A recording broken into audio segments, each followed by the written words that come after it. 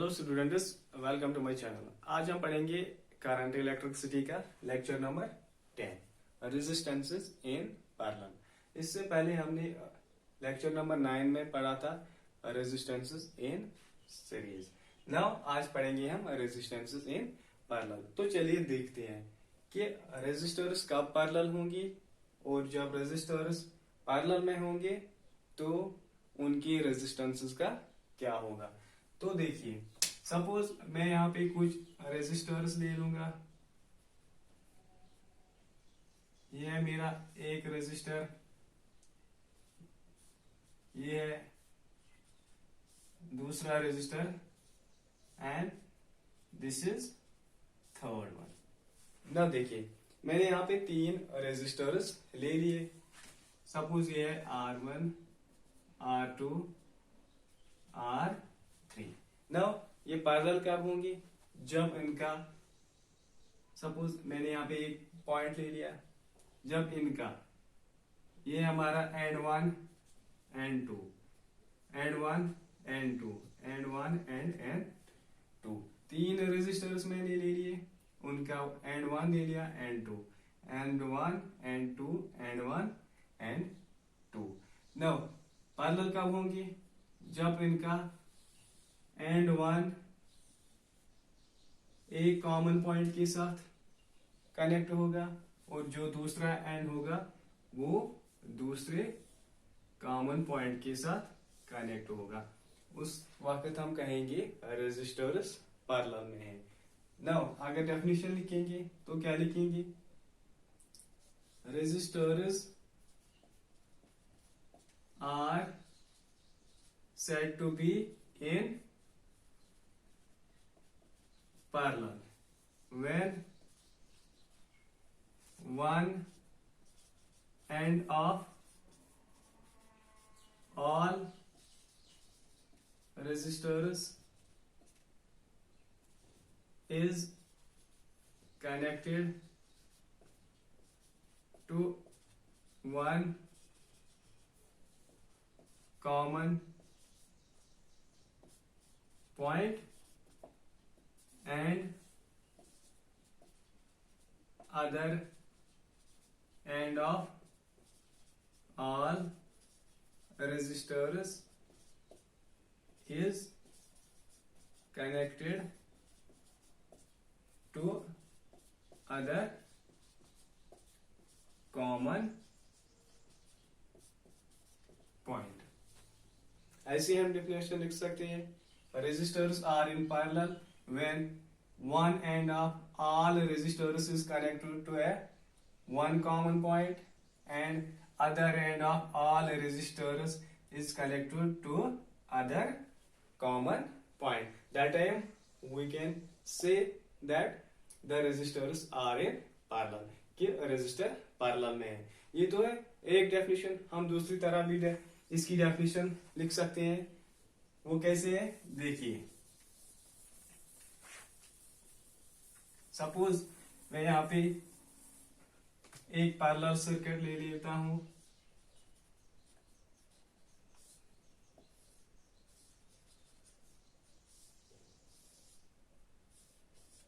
यहाँ पे मैंने एक पैरेलल सर्किट ले लिया।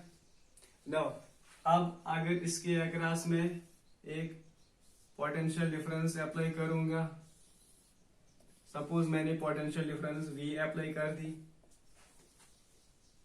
नाउ अगर हम यहाँ पे देखिए पोटेंशियल डिफरेंस V, देखिए ये है resistor 1, resistor 2 and resistor 3।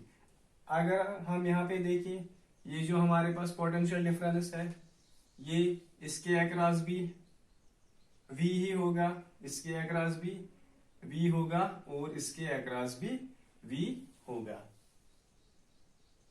Potential difference मैंने कहा कि जो पोटेंशियल डिफरेंस है, देखिए अगर मैं यहां से कट करूं पोटेंशियल डिफरेंस, इसके अक्रॉस V आ जाएगा। नाउ अगर मैं इसको कनेक्ट करूंगा तो इसके अक्रॉस भी V आ जाएगा। R2 के अक्रॉस अगर इसको कनेक्ट करूंगा तो R3 के अक्रॉस भी V पोटेंशियल डिफरेंस अप्लाई होगा। नाउ अगर हम इसकी डेफिनेशन लिखेंगे तो हम क्या कहेंगे, हम कहेंगे resistors are in parallel when there is same potential difference between all the resistors and is equal to applied potential difference. कि उस वक्त हम रेजिस्टर्स को पैरेलल में कहेंगे जब हर किसी रेजिस्टर के अक्रॉस सेम पोटेंशियल डिफरेंस होगा और जो पोटेंशियल डिफरेंस रेजिस्टर्स के अक्रॉस होगा वो इक्वल होगा किसके, जो हमने अप्लाइड पोटेंशियल डिफरेंस अप्लाई किया था, उस वक्त हम कहेंगे रेजिस्टर्स पैरेलल में है। नाउ हमने दो तरह की, यहाँ पे दो डेफिनेशन पैरेलल सर्किट के लिए देख लिया है। अब देखिए, अब देखेंगे हम कि रेजिस्टर्स का क्या होता है इन पैरेलल सर्किट। तो देखिए वो हम कैसे चेक करेंगे, यहाँ पे हमने पोटेंशियल डिफरेंस V अप्लाई कर दिया। नाउ अगर हम यहाँ पे देखें, सपोज यहाँ पे करंट I फ्लो हो जाएगा। अब देखिए यहां से पोटेंशियल डिफरेंस हमने V अप्लाई कर दिया, करंट आ गया I। यहां से तो अगर हम देखें पाथ तो एक ही है, सो करंट फ्लो हो जाएगा I। नाउ जब यहाँ पे इस पॉइंट पे आ जाता है तो यहाँ पे करंट I को तीन रास्ते मिलते हैं, एक यहां से R1 से, दूसरा R2 से, तीसरा R3 से। नाउ हमें देखना है कि करंट कहां से जाएगा, तीन रास्ते हैं, करंट कहां से जाएगा, इसका क्या हो जाएगा, देखिए कुछ करंट यहां से जाएगा R1 में से, कुछ R2 से, कुछ R3 से। सपोज यहां से करंट I1 फ्लो हो रहा है, R2 में से I2 करंट फ्लो हो रहा है और रेजिस्टर R3 में से करंट I3 फ्लो हो रहा है। तीन करंट आप फ्लो हो रहे हैं, R1 में से I1, R2 में से I2, R3 में से I3। अब I1 कितना होगा ये डिपेंड करेगा रेजिस्टेंस पे, रेजिस्टेंस फर्स्ट पे, दैट मींस R1 पे, क्योंकि जितना रेजिस्टेंस होती है अपोजिशन, जितना अपोजिशन होगा उतना करंट कम फ्लो हो जाएगा, जितना रेजिस्टेंस कम होगा उतना करंट ज्यादा फ्लो हो जाएगा। इसी तरह I2 कितना होगा ये डिपेंड करेगा R2 पे, I3 कितना होगा वो डिपेंड करेगा R3 पे। सो नाउ हमारे पास आ गई तीन currents I1, I2 and I3। तो देखिए टोटल करंट हमारे पास है I, ये किसके इक्वल होगा, current I1 plus current I2 plus current I3। आ गई हमारी total current equal to I1 plus I2 plus I3। ना देखिए अगर यहां से करंट I फ्लो हो रहा है, ये कितना होगा I1, अगर हम चेक करेंगे I1 according to Ohm's law हमारे पास V होता है V equal to I R। जब हम I देखेंगे तो कितना आ जाएगा V अपान R, R को हमने इस साइड ले लिया लेफ्ट साइड में तो वो डिवाइड हो जाएगा, that means I equal to V by R। Now ये आ गई हमारी जनरल करंट।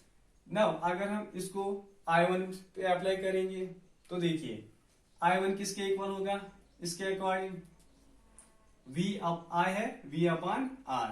तो देखिए पोटेंशियल डिफरेंस हमारे पास कितना है V अपान रेजिस्टेंस कितना है R1, तो ये आ गया हमारा जो करंट है I1 is equal to V upon R1।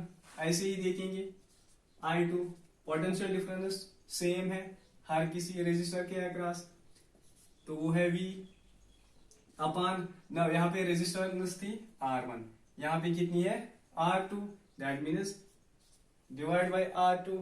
आ गई हमारी करंट I2।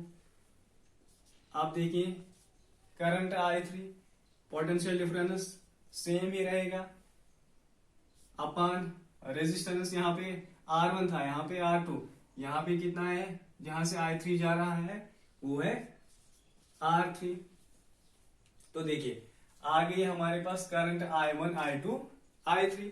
नाउ ये वैल्यू हम इसमें अप्लाई करेंगे इस वाली इक्वेशन में जो हमने यहाँ पे लिखी। तो देखिए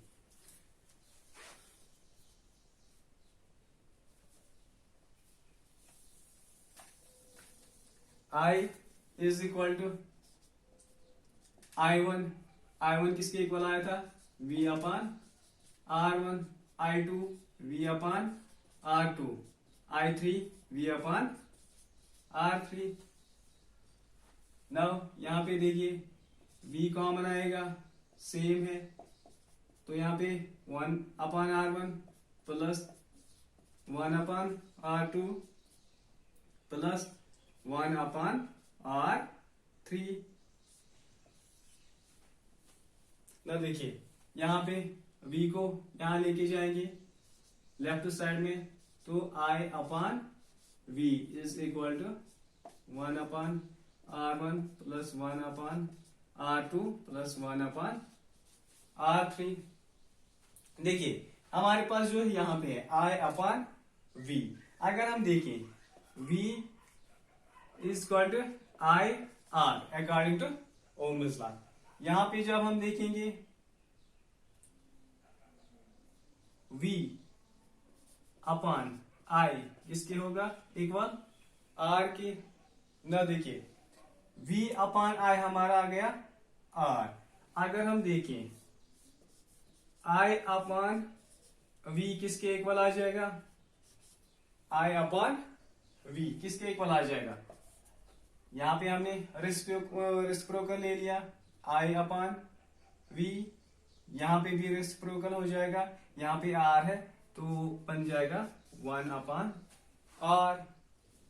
सो I अपान V किसके इक्वल आ जाएगा 1 अपान R।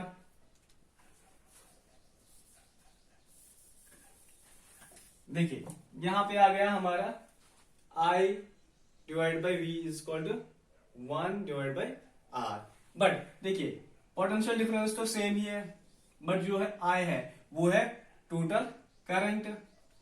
I है हमारी टोटल करंट, दैट मीन्स जो यहाँ पे R आ जाएगा, जो R आ जाएगा वो आ जाएगा R इक्विवेलेंट, या हम कहेंगे टोटल रेजिस्टेंस, क्योंकि V तो पोटेंशियल डिफरेंस सेम रहेगा बट करंट जो है वो है टोटल करंट। सो रेजिस्टेंस जो होगी वो होगी टोटल रेजिस्टेंस।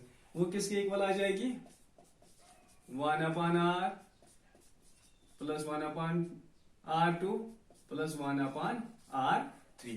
सो ये आ गई हमारी टोटल रेजिस्टेंस। इस हम कहेंगे यहाँ पे जो टोटल रेजिस्टेंस होगी वो होगी किसके equal, reciprocal of total resistance is equal to sum of reciprocal of individual resistances. ये आ गई हमारी टोटल रेजिस्टेंस। नाउ देखिए यहां पे हमें कुछ पॉइंट्स याद रखने हैं, वो क्या क्या है वो हम यहां पे लिखेंगे। देखिए पहला पॉइंट जो हमने देख लिया यहां पे, पोटेंशियल डिफरेंस जो होगा वो हर किसी रेजिस्टर के अक्रॉस सेम होगा। पोटेंशियल डिफरेंस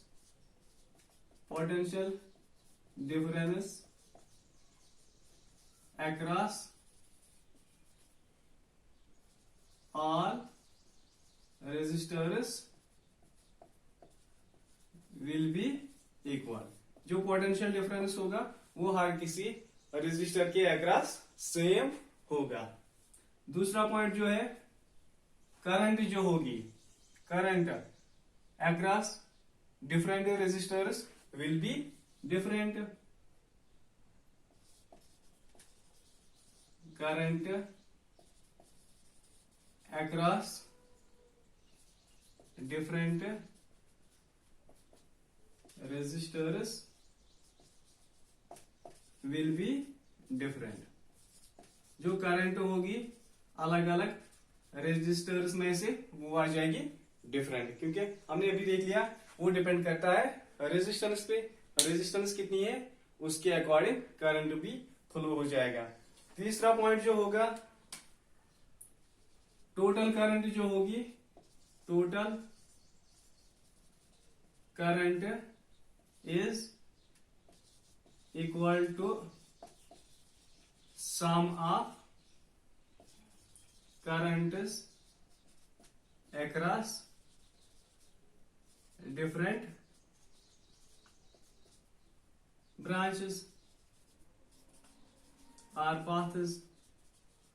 जो टोटल करंट होंगे यहां पे हमारी, वो किसके इक्वल हो जाएगी, sum of different currents through different branches. यहां पे हम ऐसे भी लिख सकते हैं, करंट्स आर एडिटिव।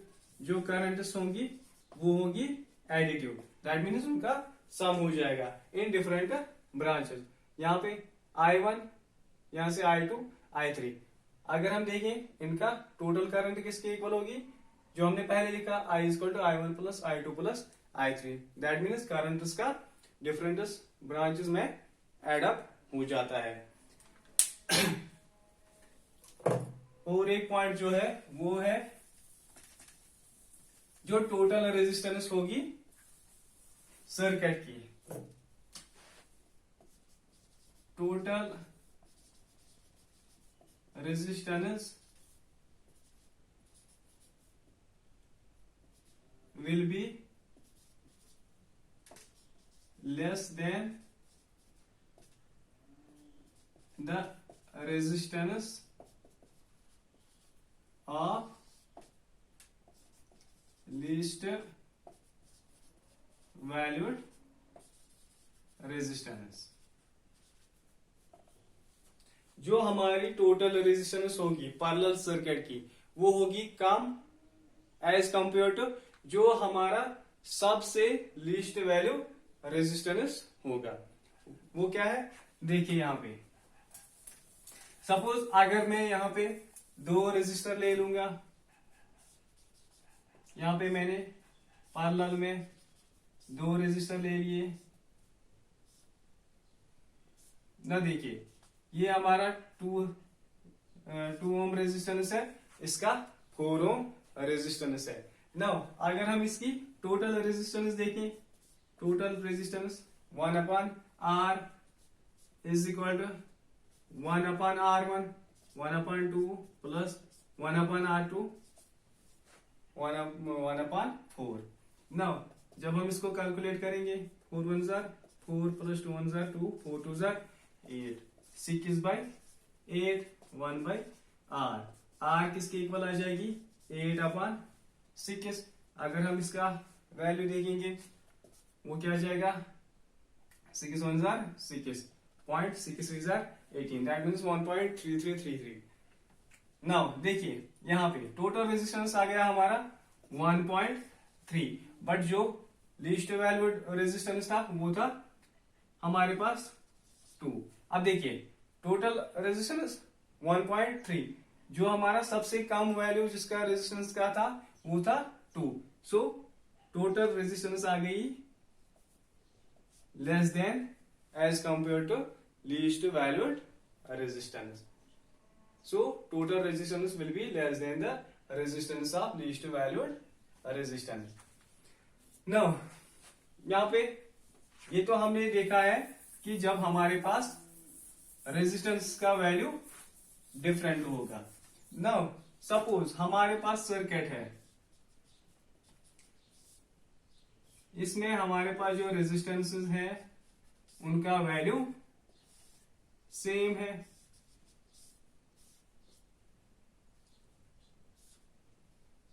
देखिए यहां पे सपोज इसका वैल्यू R है, R है, R है।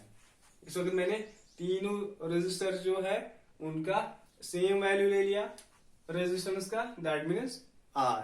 नाउ अगर हम देखेंगे इसमें रेजिस्टेंस का क्या होगा, देखिए अभी हमने देखा 1/R इक्विवेलेंट होता है हमारे पास 1/R1, that means 1/R plus 1/R2, that means 1/R, क्योंकि R2 भी इस वक्त R है, प्लस 1/R3 1/R, क्योंकि हमारे पास हर कोई जो रेजिस्टर है उसकी रेजिस्टेंस R है। नाउ अगर हम यहाँ पे देखें वो कितना आ जाएगा 1/R equivalent R, that means R 1 + 1 + 1 3। So total resistance जो आ जाएगी R इक्वलेंट वो आ जाएगी R/3। इसका रेसिप्रोकल, इसका भी reciprocal, that means R equivalent is equal to R/3। ना देखिए टोटल रेजिस्टेंस आ गई R डिवाइडेड बाय 3। R क्या है हमारा रेजिस्टेंस है, R हमारा रेजिस्टेंस है। 3 क्या है, 3 है नंबर ऑफ रेजिस्टर्स 1 2 3। सो अगर हम यहाँ पे हमारे पास होंगे n रेजिस्टर्स, हमने यहाँ पे ले लिया n रेजिस्टर्स, तो टोटल रेजिस्टेंस कितनी आ जाएगी Rn, दैट मीन्स उसकी रेजिस्टेंस होगी R डिवाइडेड बाय, यहाँ पे हमारे पास 3 रेजिस्टर थे, डिवाइड आ गया 3, बट अगर हमारे पास n रेजिस्टर्स होंगे तो डिवाइड आ जाएगा n। सो ये आ गई हमारी टोटल रेजिस्टेंस। जब हमारे पास रेजिस्टर्स जो होंगे उनकी जो रेजिस्टेंस होगी वो सेम होगी, तो R इक्विवेलेंट आ जाएगी उस वक्त रेजिस्टेंस कितनी होगी divide by total number of resistors. So ये था हमारा आज का topic resistances in parallel. Thank you.